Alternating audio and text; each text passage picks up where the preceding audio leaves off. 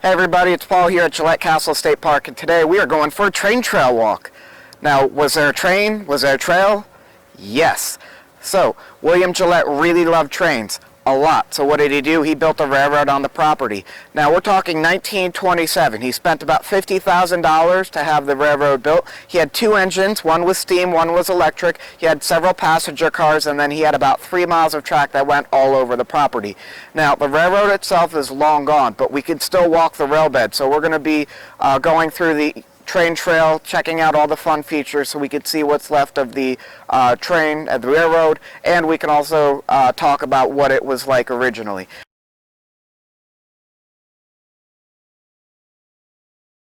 Now, this is the ideal first stop. This is Grand Central Station, so this is a perfect place for us to start off. Now, this is where the train rides would start. This was the terminus for the railroad.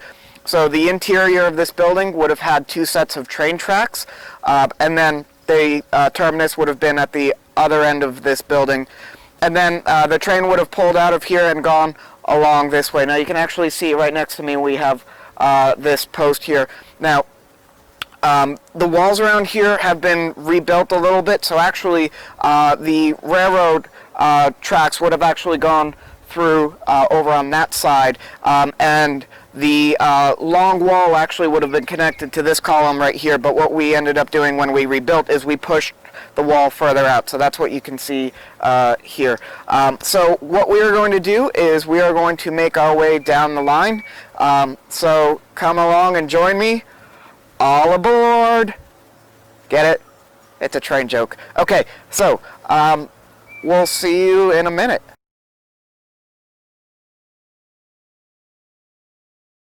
And we've made it to our next stop on the train trail. So you look and you can see this beautiful archway right behind me.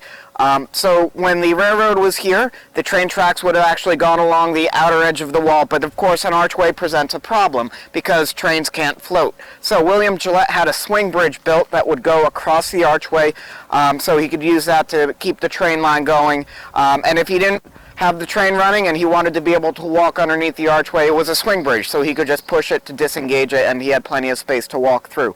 Now the bridge itself is gone, but there's still one very teeny tiny piece that's left of that bridge. So if you look very closely, you can see that we have this metal bolt sticking out of the ground. So this was a pin for that swing bridge.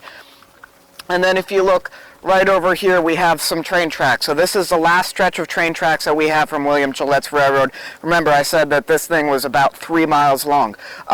So you could see just by the size of this, we're not talking about a train that was like a passenger train would have brought you to another town or another city. This is more like a roller coaster ride. So the actual classification would be quarter scale narrow gauge.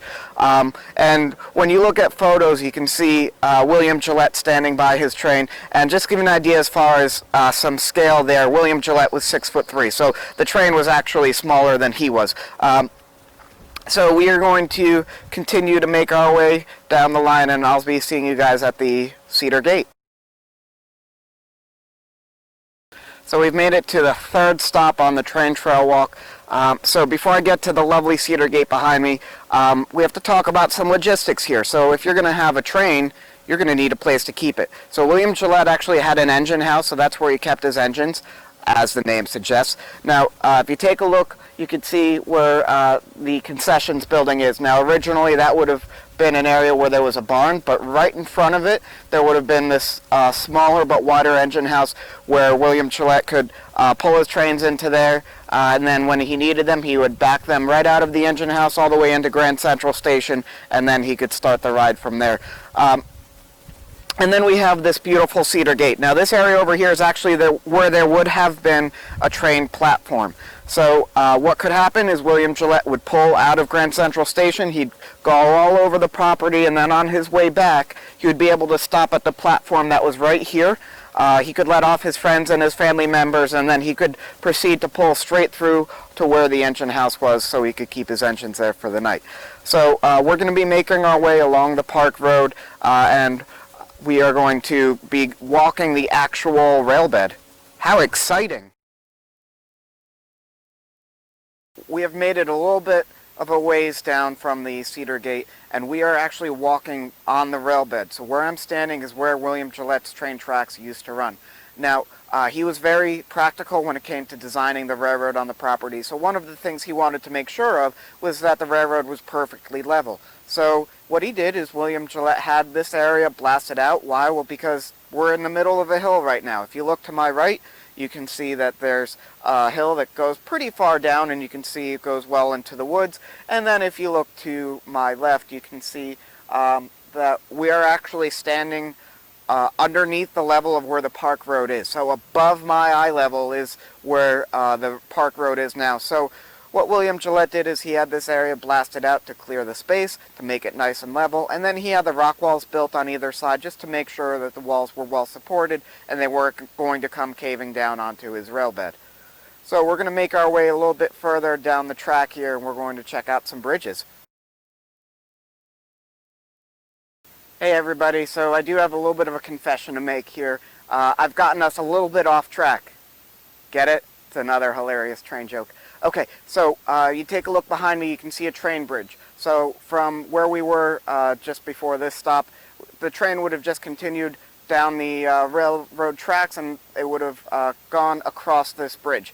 Now this bridge is here for a couple practical reasons. Number one, William Gillette wanted to make sure that railroad stayed level. The other thing here is, so before the railroad was built, William Gillette already had walking trails along the property, including the one that I'm on right now. So this was just a way to get above the walking trail. It actually makes for some really nice scenery when you're going above this on the train.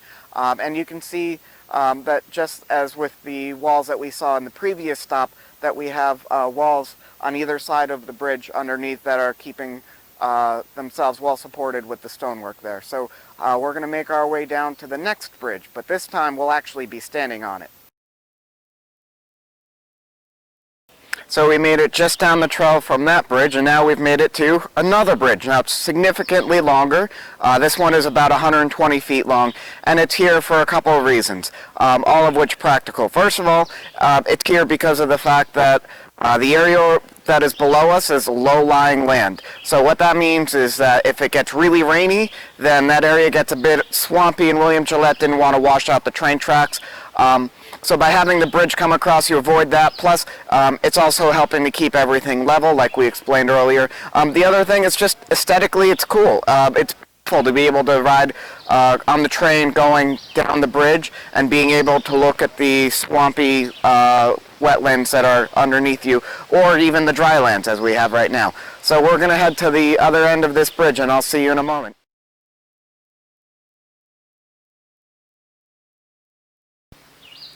So at the end of that extremely long bridge, we come across this large pile of rocks. Now, we refer to this as the water tower. It's not actually a water tower, it really is just a big pile of rocks, but this was specifically built for the railroad. This was actually a landmark that William Gillette put in for the railroad. So this marks the area where the tracks would split. So the tracks could have continued along the right side of the structure and would have gone towards where the ponds are, or they could have forked off to the left in that direction, and that's where we're going to be going in a moment. Now, one other thing you notice while we're looking in this direction, we have a sign there that says 7SRR. Now, that's a trail sign that we put up, but it stands for Seven Sister Railroad. The Seven Sister is what the name of the property is. That's what William Gillette called it. He never referred to the place as his castle. He called this the Seven Sister Estate. And as far as where that name comes from, it was already attached to the area. There was a row of 7 hills along this side of the river, one right after the other. They all look the same, so collectively they're called the Seven Sisters. Now, that's not something Gillette came up with. Riverboat captains named them, so they had a landmark to help them navigate the river. But Gillette knew that, and he also knew that the castle is built on the last of those 7 hills. In other words, he built it on top of the Seventh Sister. So the castle was called the Seven Sister Estate. His railroad was the Seven Sister Short Line. So that's where we are right now. So we're going to continue, like I said, we're going to fork down this way and continue up the trail, and I'll see you guys in a moment.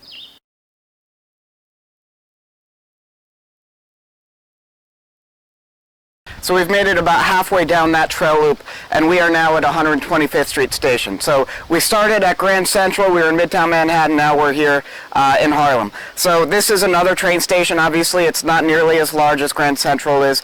This would have just been a platform for the train to stop at, because when in William Gillette's time, the woods here were a lot less dense than they are now, so there would have actually been a much clearer view of the river. So this was just a place to stop the train and take in the scenery. So from here we're going to head down the trail, and then that will take us back towards the Park Road. So we finally made it to the end of that trail loop past 125th Street. Wow, was that a long walk. My legs certainly are tired. Felt like it took forever, but at least I'm getting my steps in today. So we've made it to the Goldfish Pond. Now, a lot of people come over here and they look at this beautiful pond and they say, wow, William Gillette was so incredibly lucky. He found the perfect property with this gorgeous pond on it. No, he didn't. The pond did not exist when William Gillette first found this property. He was very particular when it came to designing the landscape, so he wanted a pond, he built it. He blasted out this area, he brought the water in, so this was just here as a nice aesthetic feature of the property. Now, are there goldfish in it? Maybe. I don't know, I haven't checked, but I'm sure there's plenty of small fish in it, even if not goldfish. You'll just have to take my word for it. One thing you may notice is on the far side you notice that we have an island. So that actually was here as well when William Gillette had the pond put in.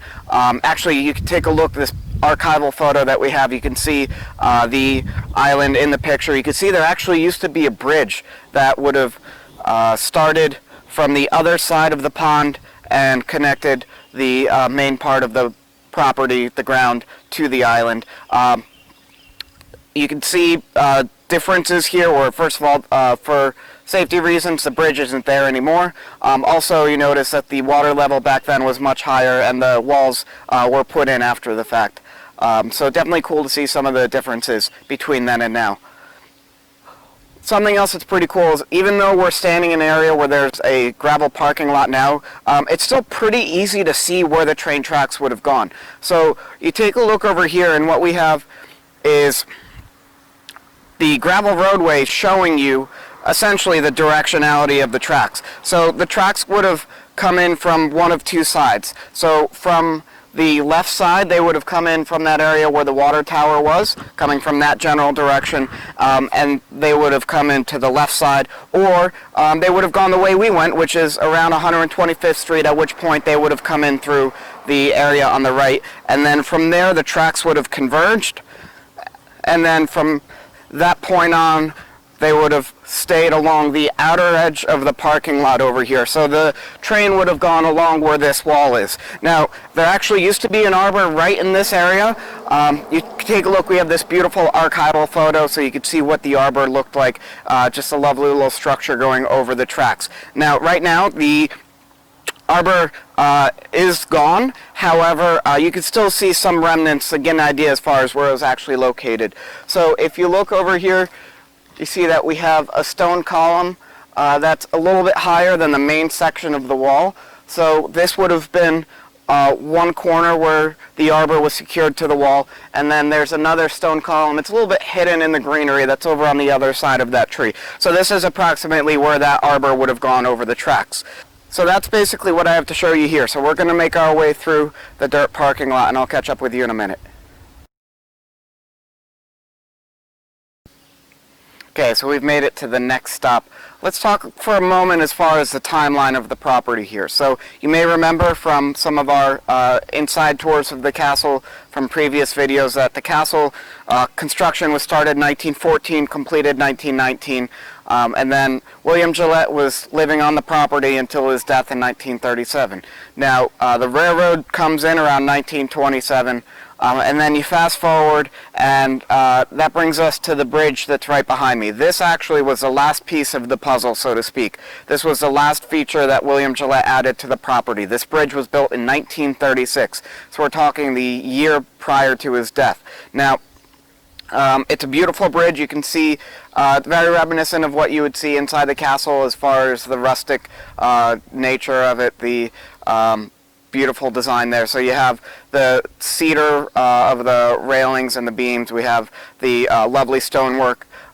Also, it's very reminiscent of the castle in that, as beautiful as it is with the natural material, it's also built to last, just like the castle was, because William Gillette, much like he did with the castle, he had this bridge framed with steel I-beams to make sure that it was going to be very well supported. One other thing to mention here, you notice that we have some beautiful planking here. This is a very new development for us because this was a part of a recent project that was done here at the park not too long ago. So special shout out to the park supervisor, Jack Hine, the parks maintainer, Dave Magnifico, along with the Devil's Hop Yard maintainer, George Hogg, as well as all the seasonal maintenance staff who worked long and hard to get this bridge repaired, because a lot of people like using it, and we're glad that it's open again and it's safe to use. So from here we're going to head down the path, and I'll see you guys in a moment. So we've made it down the path a little bit to the second of the two man-made ponds. So this is the Frog Pond. Why is it called that? Well, it's a really good place to be able to view and enjoy the nature, so you can see a lot of wildlife over here. You can actually, if you listen closely, you could probably hear some of those bullfrogs going right now because they're pretty loud at the moment. Also, it's a great place to see snakes, turtles, also great place to view the birds. A lot of times you'll see some heron or egrets or hawks just sort of gliding right across the pond. Again, this is one of the other man-made ponds. So this one, in and of itself, about 2.5 acres. So William Gillette had 122 acres to play with as far as the property, and he definitely did so. Now, I do have a little bit of a confession to make here. I've sort of derailed the entire train trail walk. Get it? Derailed, it's a train pun. Okay, so we've gotten a little bit off track right now. Train pun number 2. And that's for good reason, because of the fact that, so where we were over by that bridge, if we had continued to the left, that would have been where the railroad would have gone. But we actually stuck to the right going down this little dirt road over here. The reason we did that is, if you take a look over here, we have a train bridge. So this train bridge would have been where the, obviously, train would have gone across. Currently, it is not structurally sound, so it's closed off to any and all foot traffic, so we sort of had to do a little bit of a detour to be able to continue on with the trail walk.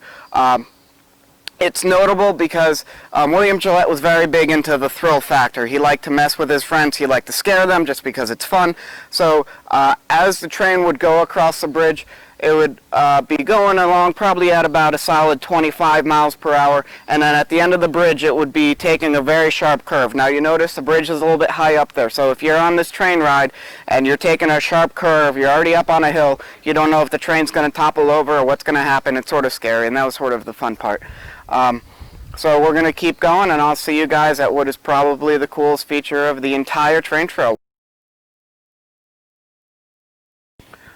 So coming across that last train bridge, the train would have rounded that sharp curve, and then it would have come barreling down this way.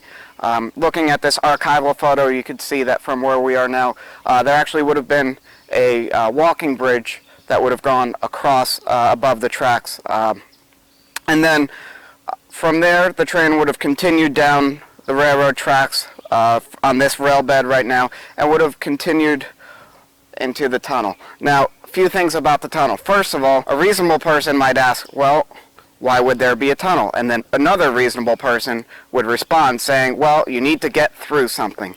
That actually was not the case. There was absolutely zero need for a tunnel here when it comes to a practical matter like that. William Gillette wanted a tunnel because it's fun and it's scary. So he actually had to build one. So he built the tunnel, and then just so it wouldn't look ridiculous, William Gillette built a hill over the tunnel just to sort of fill it out more. So this actually wasn't necessary, it was just there because it's fun. What's fun about it? Like I mentioned previously, William Gillette liked the thrill factor. He liked to scare people. Well, if you take a look at the entrance to the tunnel over here, you notice that you can't see the light at the end of it. Now, it's not a very long tunnel, it really isn't. But William Gillette designed it with a blind curve, so at the other end of this tunnel, there is a sharp curve to the right, and what that does is that blocks the light from coming all the way through the tunnel. So again, it was just there as a thrill factor. So we are going to bravely make our way through the tunnel and catch up with you on the other side. Hey everybody, so we made it through to the end of the tunnel. Now before we continue down the rail bed, a lot of people always are curious as far as what the train looked like when it was actually running on the property. Now you're in luck because in 1927 Fox Movie Tones did a news story about William Gillette. Now keep in mind, 1927 is the first year that they had sound with motion pictures, and William Gillette never did any actual movies with sound. He did one silent movie back in 1916, and that was about it. The rest of his career were either stage plays, or later on he did some radio plays, and that was about it. So you can't actually find any audio-visual recording of William Gillette in his plays, but you can find one of William Gillette talking about his train. So if you actually want to see some footage, get an idea as far as what William Gillette sounded like, get an idea as far as his mannerisms, his sense of humor, and then see some really cool footage of the train riding around the property, check out this video clip.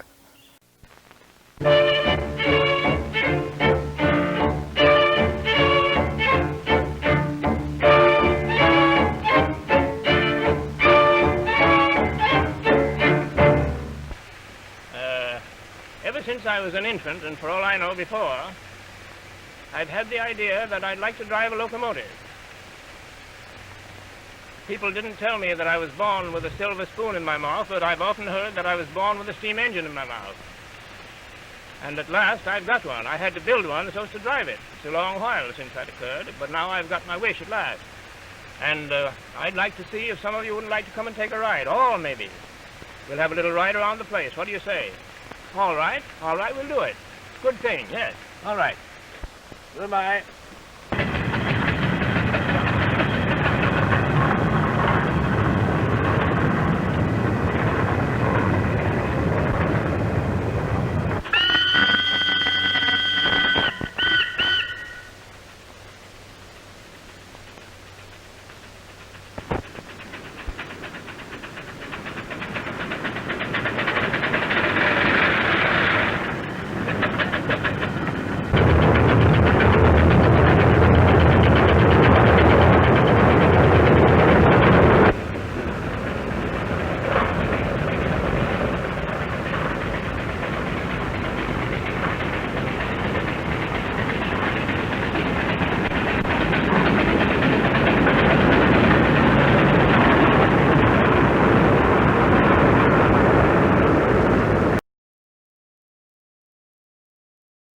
So we've already made it to the 14th stop on the train trail walk. So as you can see from the map, we are now at the railroad turnaround.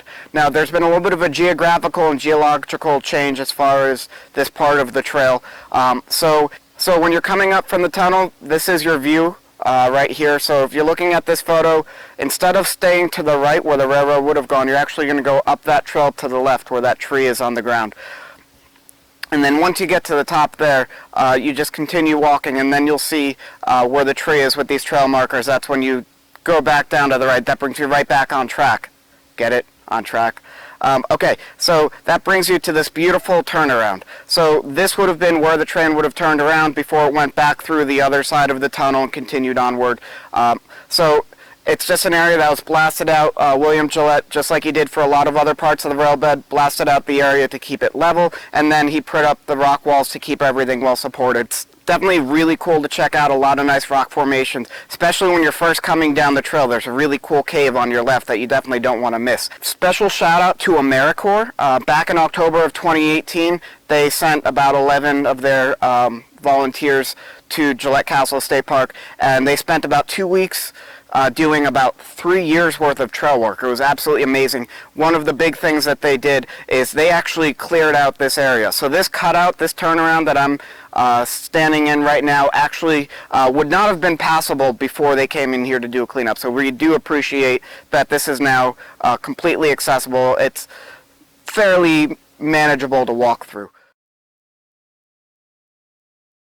So we made it back towards the tunnel, but instead of going back through like the train would have, we sort of got a little bit off track.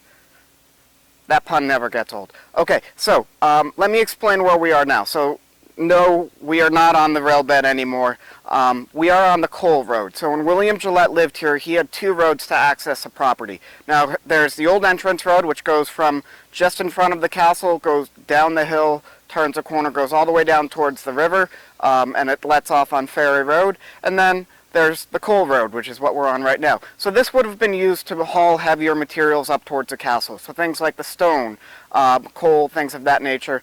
This is a much longer, windier road. It's a lot less steep than the entrance road is, so it's a lot easier to get the heavier material up here. So right now, it starts off at the parking lot, but this would go all the way down and drops off over on Gear Hill Road. So this was just another one of the access roads for the castle. We're going to continue down this road, and we'll see you guys towards the end. So we've almost made it back to the parking lot, but before we do, I wanted to stop over here with another lovely view of the Frog Pond. And we'll talk about one of the subjects that a lot of people are genuinely interested in. People are always curious to know who rode the train here. So William Gillette, of course, was an international celebrity, so he had very famous friends. So there were people in the theater. People like Charlie Chaplin and Helen Hayes came to visit him here and would have ridden on the train. But not just people in the theater, he was fairly well connected. So President Calvin Coolidge came to visit the castle, and Gillette took him and his wife on a ride on the train, and they were thoroughly impressed and definitely enjoyed it. Back in 1935, Albert Einstein had a summer home in Old Lyme, about 20 minutes away from here, and he came to visit Gillette, and we know he rode the train. We sort of have a running gag here that before Einstein came to visit, he had a normal hairstyle, and then he took a ride through the tunnel. It sort of puffed up a little bit. Now, yeah, William Gillette was famous, so he had a lot of famous friends, but he was also a very good person to anyone that he knew. So he had a lot of close friends and family members that would have come to visit him here and would have definitely gone on rides on the train. Even the neighbors. There's actually a lady in town who was around when Gillette was, and she has vivid memories of being a toddler and sitting on his lap as he drove the train around. So he would have had other people that he knew in the community riding on it as well. So that's what I have to share about that. But from here, we're going to head back towards the visitor center, and we'll wrap it up there. We'll finish up the story and give you the last pieces to the puzzle. So we've made it into the Parks Visitor Center. Now, one of the things that people are always curious about is what happened to the trains after William Gillette died. Now, he died in 1937. The property was left to a brother-in-law and a cousin, and then they sold the castle and the grounds to the state of Connecticut late in 1943. Now, a few months before that happened, they actually sold the railroad. It went up to Lake Compounce, which is an amusement park about 30 or 40 miles northwest of here in the town of Bristol. It's one of the oldest amusement parks in the country. So Lake Compounce actually used Gillette's trains as a ride around their lake from about 1943 to the early 1990s. Now, towards the end of its time, they were starting to show its age, so they were going to get rid of it and upgrade the ride. So when Lake Compounce upgraded the ride, what they ended up doing is they gave us both the steam and the electric engine back, as well as the passenger cars. So in the exhibit room in this visitor center, we have a couple of William Gillette's passenger cars on display, and then as you can see right here, we have his electric engine. Now in 2007, the Friends of Gillette Castle State Park raised $10,000 to have this engine restored. Now, a fun tidbit of information is in 1927, this engine was built at Priest's Garage on 154 in Chester. Now, you fast forward to 2007, and this was actually restored at Ted Time Motorsports, also on Route 154 in Chester. So this engine was actually restored in the same building that it was actually built in 80 years prior, which I think is pretty cool. Now, it is meant specifically as a display piece. When it was restored, it was only the outside. There's nothing mechanically there on the inside anymore, so there's no option as far as allowing it to run along the property. This is specifically here for you to be able to view and enjoy, but we definitely do enjoy it. I'm going to sneak in here and see if maybe perhaps I can... All aboard! Actually, no, this is the end of the train trail walk. So this is actually where you guys are going to be parting ways with us. But we do hope that you enjoyed the video, and we hope that you continue to follow our page, both on Facebook and YouTube, and continue to watch all of our awesome videos. And I definitely hope that you are able to come in here to the park and be able to try out the train trail walk and see for yourself all the awesome features that we showed you.